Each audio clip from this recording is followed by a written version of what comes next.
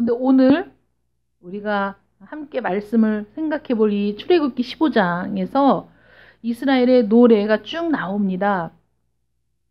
사실 이것은 광복의 기쁨을 노래한 것이고 새로운 출발을 노래한 것이고 또 그것이 인간의 힘이 아닌 하나님의 이루어졌음을 고백하는 그런 노래이거든요. 그래서 이 노래, 이 출애굽기 15장 이 말씀이 오늘 광복절을 다시 한번 이렇게 생각해 보면서 정말 적합한 말씀이다. 이런 생각이 듭니다.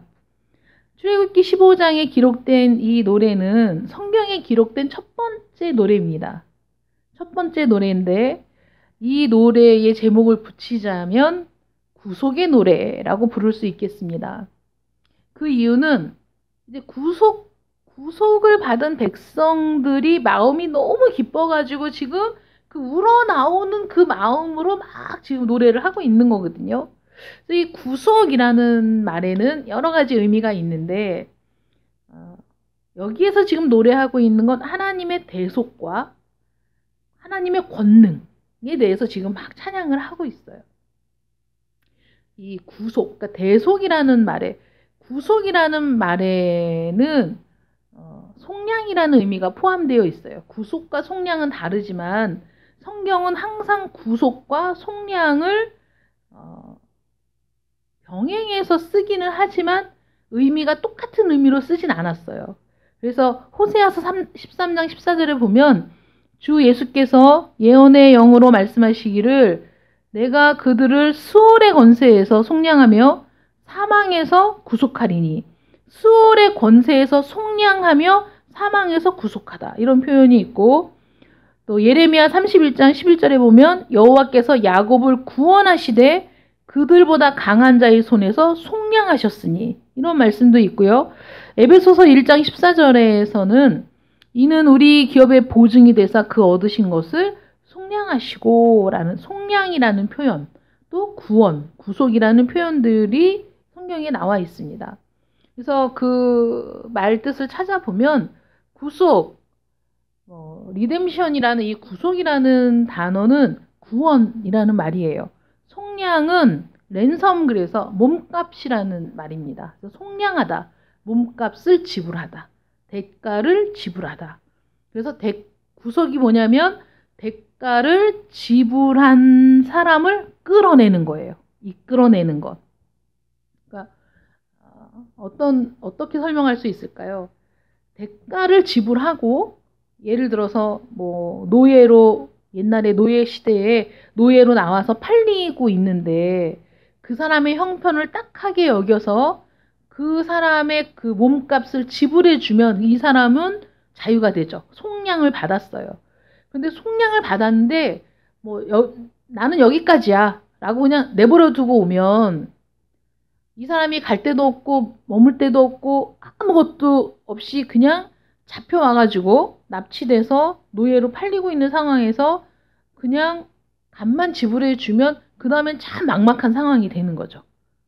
아랍에 있는 나라들이 민주화의 열풍이 불면서 어떤 사건을 계기로 사람들의 마음에 각성이 일어나서 그들이 예를 들면 국민들의 마음에 혁명의 불길이 타올라서 왕정을 무너뜨렸으나 그 다음에 그것을 지지하고 그 혁명의 불길을 지속해 나가면서 그 나라가 전반적으로 민주화되기까지 할 수 있는 역량이 없을 때 그래서 지도자도 제대로 세우지를 못하고 일할 사람들을 세우지 못하고 우왕좌왕할 때 그래서 다시 그 무너진 자리에 이미 기존부터 세력을 굳히고 있었던 그런 사람들이 다시 차지하고 그래서 다시 예전으로 돌아가는 그런 상황이 될 때 참 허탈하기 그지없는 거잖아요.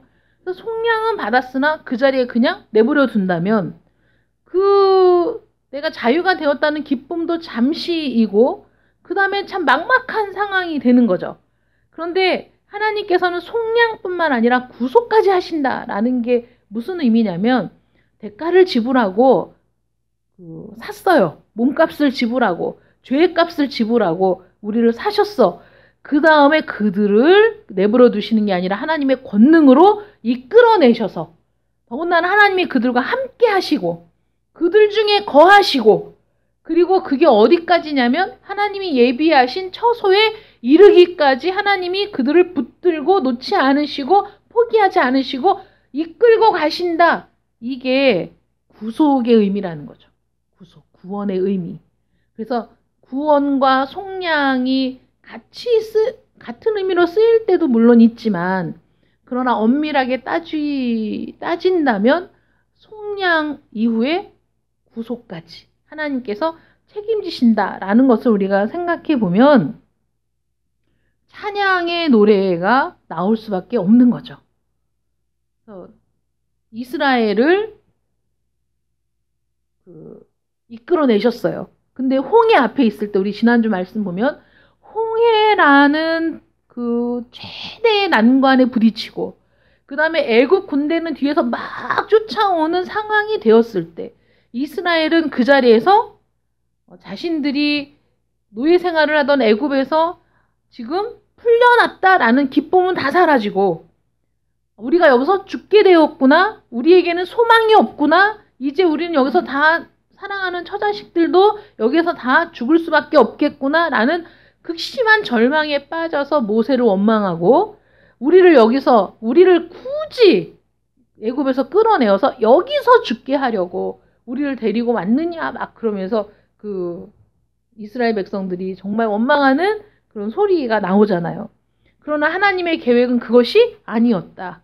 하나님의 계획은 그들을 애굽에서 노예에서 해방시켜 주는 것, 거기에 머무르신 것이 아니라 이들을 다 이끌어내어 결국은 홍해를 건너 하나님이 예비하신 가나안 땅으로 이끌 모든 계획을 갖고 계시고, 그리고 하나님은 그들과 함께 계셔서 그들의 눈에 보여진 거죠. 애국 군대와 이스라엘 사이에는 구름이 있어서 그 구름이 이 이스라엘은 보호하시고 애국 군대에게는 앞을 볼 수 없는 그런 구름이 흑암이 되어 그들의 길을 지체하시고, 이런 모습을 보면서 하나님의 능력이라면 얼마든지 애국 군대를 지체시킬 수도 있고 간격을 벌려줄 수도 있고, 그 하나님의 능력을 직접 목도하면서 우리가 무엇을 깨달아야 되냐면, 하나님이 우리와 함께 하시는구나.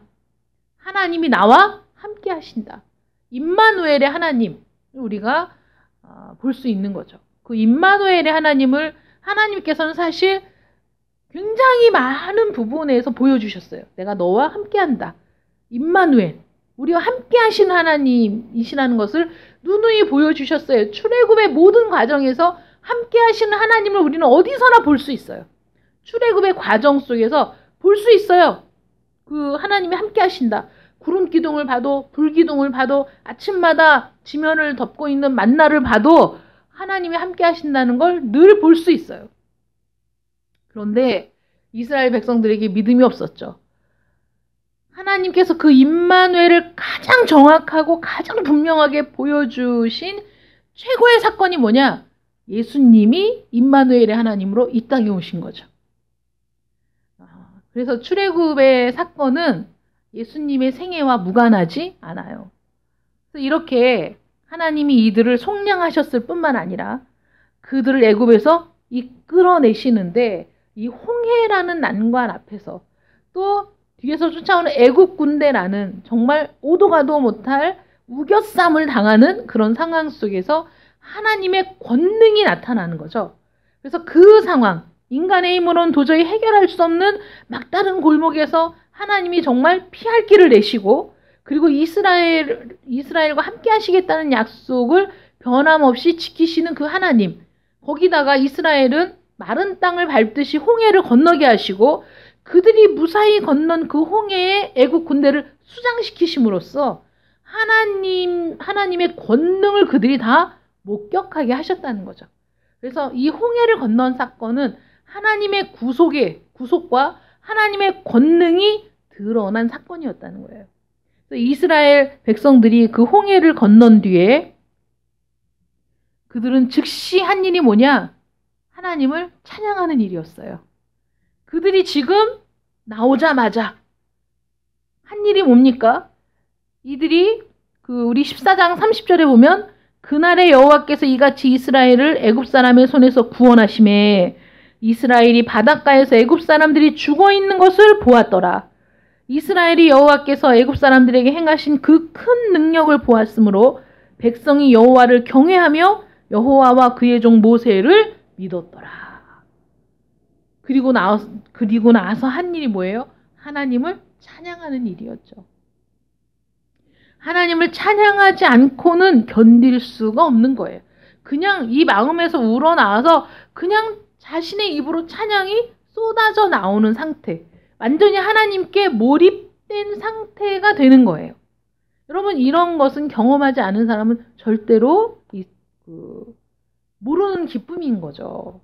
그래서 내가 구원을 받았는지 구원을 받지 못했는지 아리까리하고 헷갈리고 여전히 확신을 할 수 없다. 그런 사람이 하나님을 찬양할 수 없어요. 찬양이 나오지 않아요. 아직도 허물과 죄로 죽은 상태에 있는 자들은 예배를 드린다는 게 불가능합니다. 여러분, 예배의 자리에 있을 수는 있어요.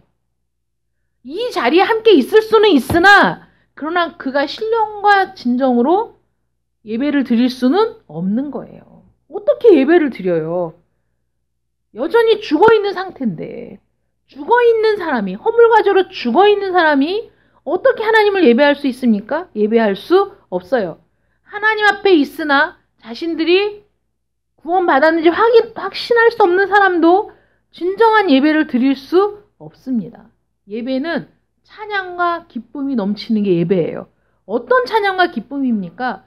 저 위대하신 하나님께서, 우리는 근접할 수도 없는 놀라우신 분께서 친히 우리를 구원하시고 우리를 속량하시고 우리를 구속하시고 더군다나 하나님이 우리와 함께 하신다는 그 기쁨과 감격이 우리 마음속에 가득 찬 사람이 그 기쁨과 감격으로 하나님께 나아올 때 즐거움으로 나아오는 것이고, 그 즐거움으로 나와서 그 기쁨과 즐거움을 표현하는 일이 예배인데, 그것을 경험하지 않은 사람이, 구원을 확신할 수 없는 사람이 구속받음을 어떻게 노래할 수 있느냐 하는 거예요. 이스라엘 백성은 지금 이 공동체가 모두 동일하게 그 구속의 기쁨을 맛본 상태예요. 우리는 개별적으로 구속의 기쁨을 맛보지만 이 당시에는 이 이스라엘의 온 민족이 동일한 체험, 동일한 감격, 있을 수 없는 일을 경험한 그런 상태인 거예요.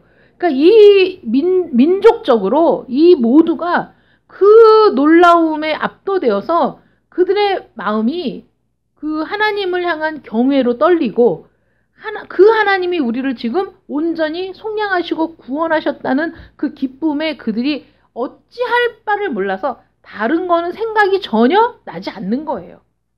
앞으로 어떻게 살아갈까도 보이지 않는 거예요.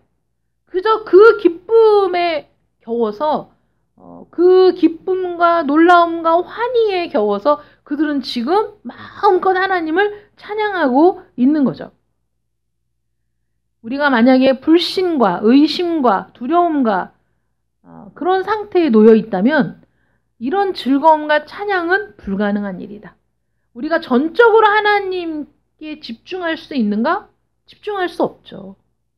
그래서 구원받은 사람, 구원의 기쁨을 알고 있는 사람은 모든 일의 우선순위가 바뀌게 된다는 거예요. 여러분, 제가 여러 번 말씀을 드리긴 했지만 주일에 예배를 드리는 것이 그 어떤 것보다 우선될 때, 그럴 때 다른 것들을 포기하는 거예요. 근데 그거는 아쉽고, 예배를 드리는 시간에 이것도 할 수 있는데 이것도 할 수 있는데 선택의 여지가 없는 거예요. 그리고 선택의 여지가 많아서 갈등할 일이 없어요. 왜냐하면 너무나 당연하기 때문에.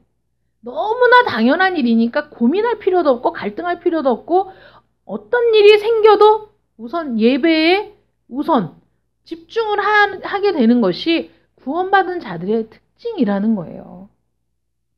구별된 날, 이날 하루 하나님 앞에 예배를 드리기로 내 마음에 작정했어요. 내 마음에 새겨졌어요. 그래서 이걸로 더 이상은 갈등하지 않아요. 여러분, 우리의 신앙이 초보일 때는, 아무것도 모를 때는, 처음 신앙생활을 시작할 때는 사단이 그런 걸로 우리를 유혹해요. 중요하고 긴밀한 일이 생기고 예배를 드리는 것보다 더 그 다급한 일이 생기고 여러 가지 일들이 생겨요. 그러면 마음이 흔들리고 갈등이 생기고 예배를 드려야 되나 말아야 되나, 예배는 다음 주에 드려도 되는데 이것부터 처리해야지 라는 갈등을 유발하는 일들이 생겨서 예배에 집중하지 못하게 하고 우리의 성장을 방해하지만, 그러나 우리가 이 구속의 하나님, 나를 구원하신 하나님을 정말 확실하게 경험하고 그 구원의 기쁨을 누리고, 그리고 그 구원의 감격을 맛보고, 그 다음에 이것은 그 어떤 것과 비교할 수도 없고 빼앗길 수도 없고, 이것을 확실하게 아는 사람은 그 다음에는 사단이 그런 걸로 시험하지 않아요. 왜냐하면 아무리 갖다 들이대도 예배 중심, 예배 우선, 그건 너무나 당연하고 지극히 당연한 일이기에 갈등조차 일으키지 않거든요. 저는 여러분들이 모두 이러한 믿음이 있기를 축원합니다. 뭐 언제까지 믿음의 초보의 단계에서 계속 왔다 갔다 거기만 반딱반딱 닦을 이유가 없지 않습니까? 자동차를 운전하면 앞에 와이퍼가 있어요. 이 와이퍼가 비가 오면 와이퍼를 작동시키면 유리를 닦아줍니다. 그러면 얘가 왔다 갔다 한 그 자국만 이렇게 보이죠. 눈이 쌓였을 때 와이퍼를 작동시키면 얘가 움직일 수 있는 범위만큼만 눈이 싹 닦여요. 아유, 저 위에가 답답한데 저 위에까지 싹 닦이면 좋겠네. 절대 그럴 일은 없어요. 왜냐하면 얘는 고기만 왔다 갔다 하니까. 믿음의 초보에 머물러 있는 사람이 꼭 그거예요. 왔다 갔다 왔다 갔다 10년, 20년, 30년 신앙생활을 하는데 거기에서 벗어나지 않아. 그러니까 그런 사람은 계속 똑같은 갈등의 요소가 생기는 거예요. 계속 같은 문제로 갈등하고 번민하고 고민하고 예배를 드려야 되나 말아야 되나, 교회를 가야 되나 여기를 가야 되나, 그딴 초보적인 문제를 가지고 10년, 20년, 30년을 고민하며 주일마다 망설이는 거예요.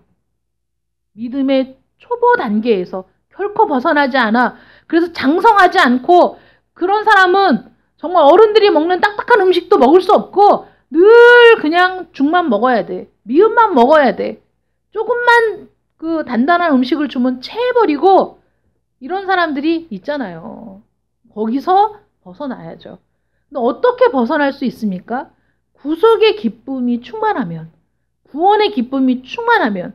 그런데 그것이 지속되지 않고 구원의 기쁨을 맛본 것 같은데, 그런데도 여전히 이러한 갈등 속에 있다면 그는 자신의 구원을 의심하는 사람이고 확신하지 못하는 사람이기 때문에 그렇다는 거예요. 어떻게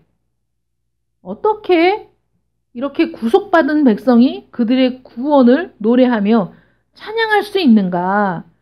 시편 106편 12절에 보면, 이에 그들이 그의 말씀을 믿고 그를 찬양하는 노래를 불렀도다.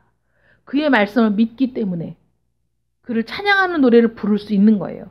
믿음이 없이는, 신뢰가 없이는, 확신이 없이는 하나님을 찬양하는 노래를 부를 수가 없다는 거죠. 그러므로 불신의 사람, 의심의 사람, 여전히 갈등 중인 사람은 참되게 하나님을 찬양할 수가 없는 거예요.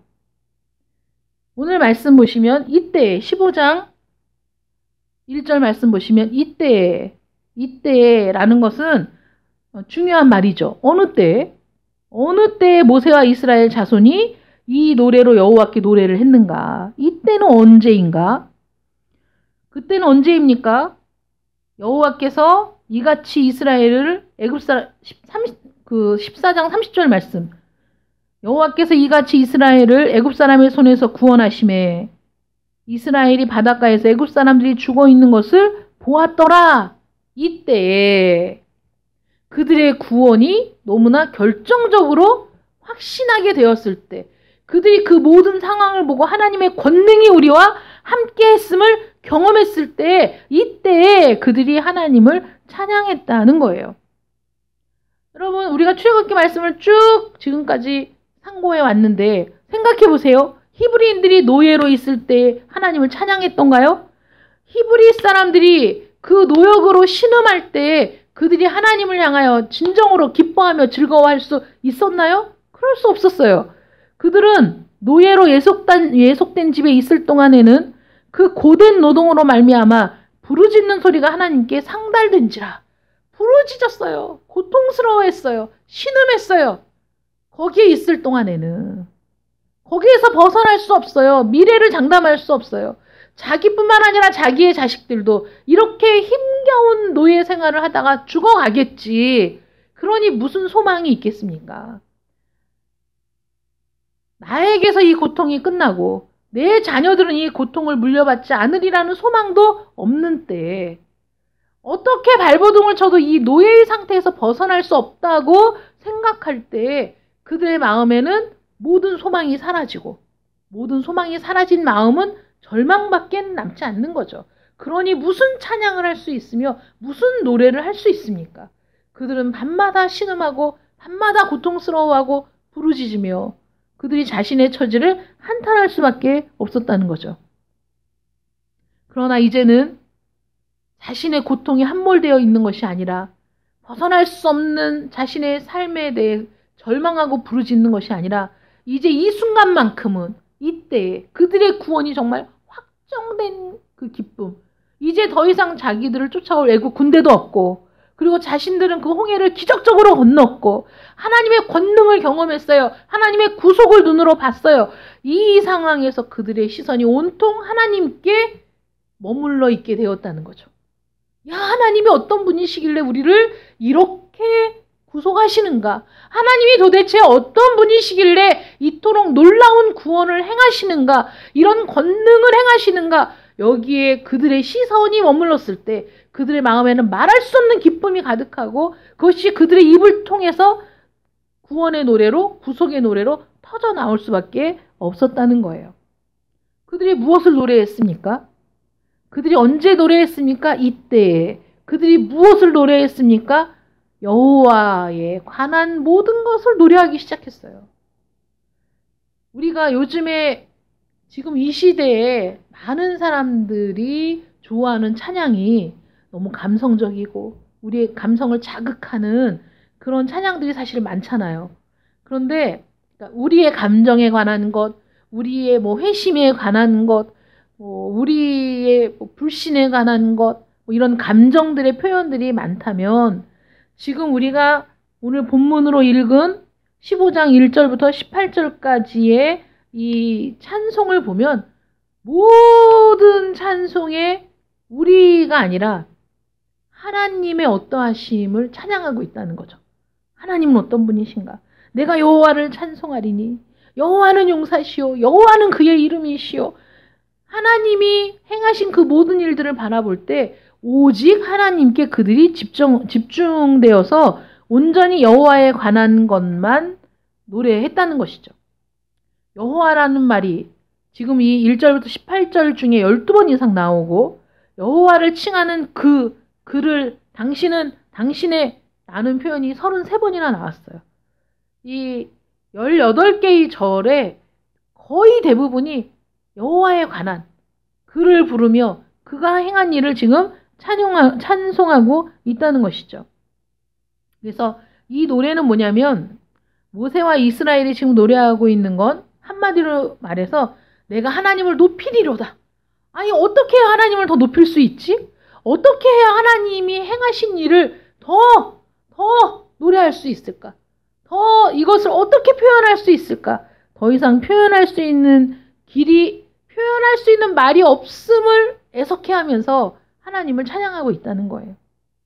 여러분들이 깊은 기도에 들어가면, 그래서 성령께서 이끄시는 깊은 기도로 들어가서 하나님의 영광을 바라볼 때 그 하나님의 놀라운 그 영광과 하나님의 사랑과 하나님의 자비와 그럼에도 불구하고 나를 사랑하시는 놀라운 은총을 경험하게 될 때 그 무엇으로 그 감격을 찬양할 수가 없어.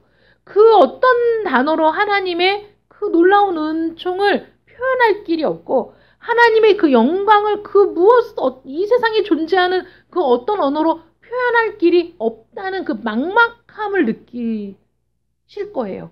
느낄 때가 있어요. 어떻게 해야 되지? 그래서 더 이상 말이 나오지 않는, 그래서 정말 깊은 그 황홀에 빠지는, 하나님의 존재 자체만으로도 너무나 놀라운 그 황홀감, 하나님의 존재만으로도 이 세상과 나는 간 곳이 없고 오직 구속한 주만 보이도다 라는 그 말이 기가 막히게 맞는 말이라는 사실을 경험하는 그 순간, 그래서 세상과 나는 간 곳이 없어. 이 세상에 무슨 소동이 일어나도 지금 나와 하나님 앞에는 그 어떤 것도 개입할 수 없는, 그래서 하나님의 그 놀라움을 그저 만끽하는 그런 상태. 그런 상태에 들어가면 언어가 필요가 없더라고요. 언어가 제 할 일을 못하는 거더라고요. 그래서 내가 알고 있는 그 어떤 언어로 그걸 표현하려고 해도 표현할 수가 없기 때문에 잠잠히 하나님을 향유하는 그런 상태가 되는 것을 제가 이제 경험을 했거든요. 그래서 깊은 기도에 들어갔을 때 그런 경험, 정말 하나님의 임재를 경험할 때 나오는 반응은 그 무엇으로도 형용할 수가 없다. 인간의 언어로 표현할 길이 없다. 그저 말을 잃어버리고 언어를 잃어버리고 그 하나님의 놀라우심을 향유하는 그 감격을 누리는 상태가 될 수밖에 없다라는 것을 경험하게 됐는데, 이 이스라엘이 그 홍해의 사건을 경험한 뒤에 그들이 그저 이런 말 외에는 더 이상 할 수 있는 말이 없었을 것이다.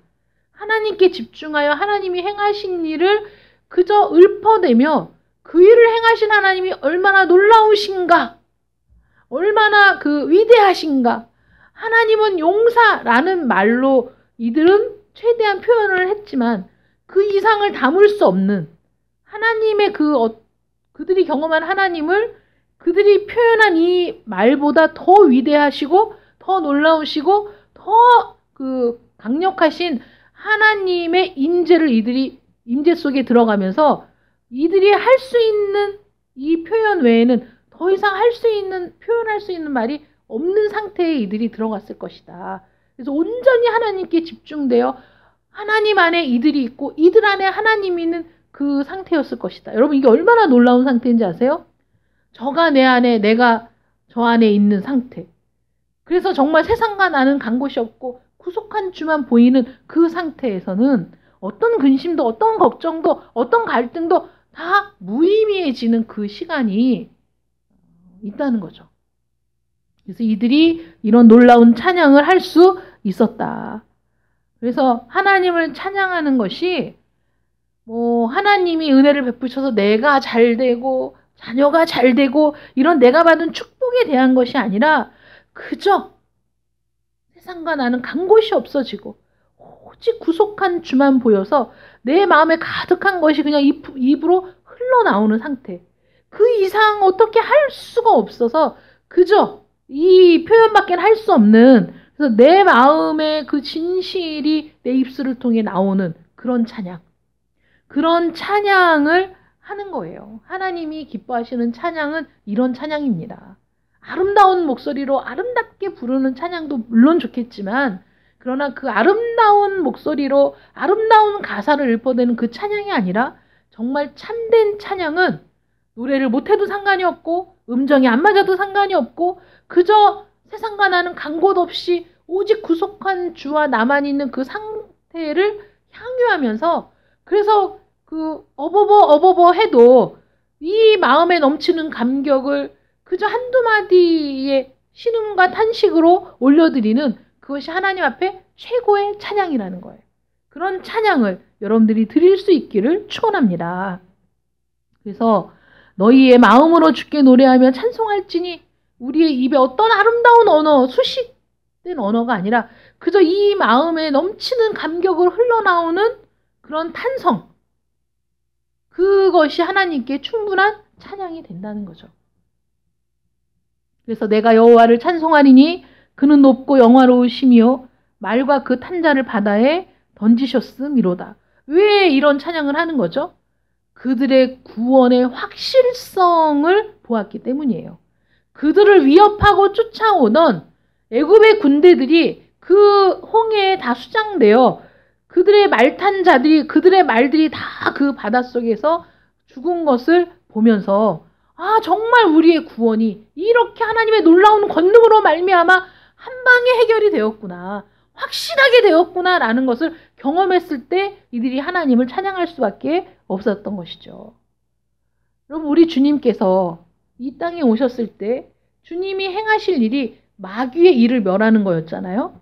그게 뭐냐면 우리를 대신해서 우리의 죄값을 대신 지불해 주시는 속량, 십자가에서 우리를 대신해서 죽으심으로 우리의 죄값을 대신 지불하시는 그 속량뿐만 아니라 우리를 뒤쫓아오며 추격하며 우리를 위협하는 마귀의 일을 소멸하시는 일까지 우리 주님이 하셨기 때문에 우리의 구원이 안전하고 우리의 구원이 영원할 수 있다는 거. 그러니까 하나님께서는 지금 출애굽 당시에 홍해에서 행하신 하나님의 일을 우리에게 행하신 거라는 거죠. 동일하게. 우리가 지금 홍해를 건너는 실제적인 상황은 아니지만 우리는 그리스도께서 이 땅에 오셔서 십자가에 달려 죽으시고 부활하심에 그것을 믿기만 하면 그리스도와 함께 죽고 함께 산자가 되는 놀라운 은혜를 경험하게 되고, 그리고 우리를 위협하는 사망과 죽음의 권세로 우리를 위협하는 사단의 권세를 하나님이 다 부수셨기 때문에, 마귀의 일을 멸하셨기 때문에 우리를 뒤쫓아오는 애국 군대의 그 말발굽 소리를 더 이상 듣지 않아도 되는, 정말 그들의 모든 군대를 홍해에 수장시키신 하나님의 능력이 십자가 위에서 예수님께서 행하신 일이었다는 것. 그렇게 어마어마하고 놀라운 일을 우리를 위해 행하셨다는 사실을 경험할 때 우리는 그 행하신 일을 찬양할 수밖에 없는 거죠. 그래서 유대인들에게는 거리끼는 것이고 이방인들에게는 미련한 것일지라도 우리 주님이 달리신 그 십자가는 참되신 왕의 대관식이었을 뿐만 아니라 우리가 끊임없이 찬양하고 노래해야 할 너무나 놀라운 일이 이루어진 장소라는 것이죠. 말하자면 우리의 홍해인 거예요. 그 십자가가. 우리가 건널 수 없는 길을 주님이 대신 건너주신 것이고, 우리가 죽어야 할 그 홍해에서 주님이 대신 죽어주심으로, 거기에 예수님이 그 십자가에서 죽어주심으로 마귀의 일을 멸하시고 사망을 멸하시고 죽음을 멸하시고, 그리고 우리에게 온전한 구원과 부활의 소망을 주신 그 십자가야말로 우리가 찬양해야 될, 우리가 영원히 기념해야 될 그런 장소가 되었다. 그래서 십자가를 지신 주님, 나를 대신해서 죽어주신 주님, 하나님의 영원한 6월절 어린 양이신 우리 주님을 향하여 우리의 마음이 온전히 몰입되기를 축원합니다. 우리의 시선이 온전히 고정되기를 축원합니다. 그래서 우리의 마음속에서 말할 수 없는 기쁨과 찬양이 흘러넘치시기를 축원합니다. 나에게 어떤 일을 해서 내가 무엇을 받아서 내 기도가 이루어져서는 추후의 문제이고, 나를 구속하신 하나님께 내가 집중하니 나에게 행하신 그 어떤 일 때문이 아니라 나를 위해 죽어주신 주님의 은혜가 너무나 놀라워서 그 구원과 구속의 기쁨으로 하나님을 찬양하는 여러분들, 그래서 세상과 나는 간 곳 없고 구속한 주만 보이는 놀라운 은총을 경험하는 여러분들 되시기를 축원합니다. 여호와는 나의 힘이시고 나의 노래시고 나의 구원이십니다. 여호와는 나의 힘이시고 노래이시고 구원이심을 날마다 하나님께 올려드리는 참된 기쁨과 감격으로 참되게 예배하는 여러분들 되시기를 축원합니다. 기도하겠습니다. 사랑의 하나님, 감사합니다. 여호와는 나의 힘이시며 나의 노래이시며 나의 구원이십니다. 무엇으로 하나님이 우리에게 행하신 일을 증명할 수 있습니까? 하나님께서 우리를 위해 예비하신 그 놀라운 일들을 우리가 무엇으로 노래할 수 있습니까? 우리가 정말 하나님을 경험하면, 우리가 하나님의 임재 속으로 들어가면 우리가 살아계시고 온 우주 만물을 창조하신 용사이신 권능의 하나님 앞에 서게 될 때 우리가 무엇으로 우리가 갖고 있는 그 어떤 것으로 하나님을 참되게 찬양하며 예배할 수 있습니까? 하나님, 우리에게는 하나님을 참되게 찬양할 것도 남아있지 않은 죄인일 뿐입니다. 그럼에도 불구하고 우리가 하나님을 찬양하고 하나님을 기뻐하고 하나님을 즐거워할 때 하나님이 그것을 기쁘게 받으시고 그것을 예배로 받으시고 그것을 찬양으로 받아주시니 하나님, 우리의 입에서 이 구원의 노래가 끊임없이 나올 수 있도록 은혜를 베풀어 주시옵소서. 홍해를 건넌 이스라엘 백성들이 즉시로 하나님을 기뻐하고 즐거워하며 그들의 마음에 흘러넘치는, 그들의 마음속에 담아둘 수 없는 그 격한 감격으로 하나님을 찬양했던, 하나님을 노래했던 그 구속의 노래가 우리 심령 가운데 끌어넘치기를 원합니다. 우리의 마음속에서 흘러넘치기를 원합니다. 하나님을 기쁨으로 예배하는 자들, 하나님을 즐거워하는 마음으로 하나님 앞에 모이는 자들이 될 수 있도록 하나님 은혜를 더하여 주시옵소서. 예수님의 이름으로 기도드립니다. 아멘.